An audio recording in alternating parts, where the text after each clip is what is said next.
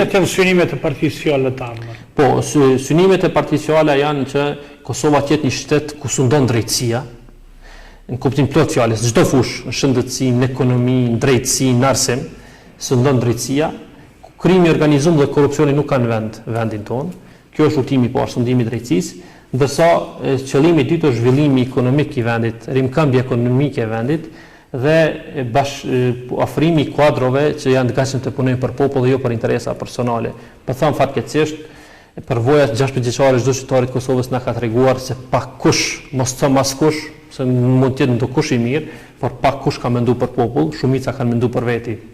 Ne kemi nisur këtë rrugtim politik, vetëm që të jemi shërbim qytetarëve të Republikës së Kosovës, vetëm që të punojmë për ta, të jemi bashkë me ta dhe në asnjë moment mos lejojmë dallimin mes klasave politike. Ne nuk guxojmë në asnjë moment të mendojmë se një udhëheqës politik, pavarësisht pozitës që ka në kuvend, në qeveri, të jetë i dalluar prej popullit, po ne duhet të kuptojmë që ata janë shërtor popullit. Nëse do të vinin në pushtet do t'i mbani këto premtime? Po, unë po flas këtu publikisht para juve, ndoshta edhe për herë të parë, po them këtë kurrë se kom thonë.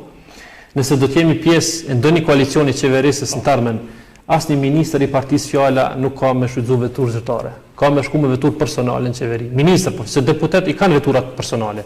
Por po flaset ministrat e sodit kanë vetura zyrtare. Gjithë. Kanë vëzëqe zëvendës ministrat në ana kundër zëvendës ministrave.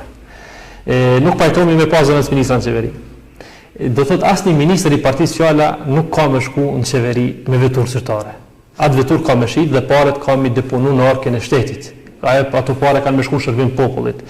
Ministri i Partisë Fjala ka me shku me vetur personale dhe ka mi tregu gjithë që ai ka hi aty në atë post qeveritar mi shërbim popullit. I mjafton ati paga sa e ka. Nuk ka nevoj për privilegje tjera, nuk ka nevoj për meditje luksoze tjera, nuk ka nevoj për vetur zyrtare të tjera. Ne do t'i reduktojmë maksimalisht të shpenzime.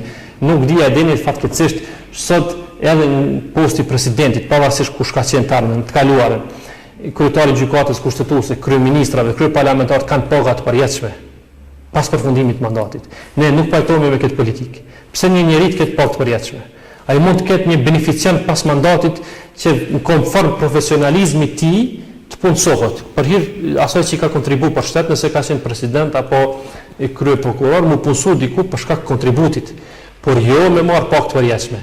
Për atë arsye jemi kundër këtyre beneficioneve, pagave të përjetshme dhe super pagave madhore. Jemi kundër, e thash ato si ministra, nëse kemi hisën qeveri, asnjë nga ne nuk do të ketë që të shkojmë me veturë zyrtare.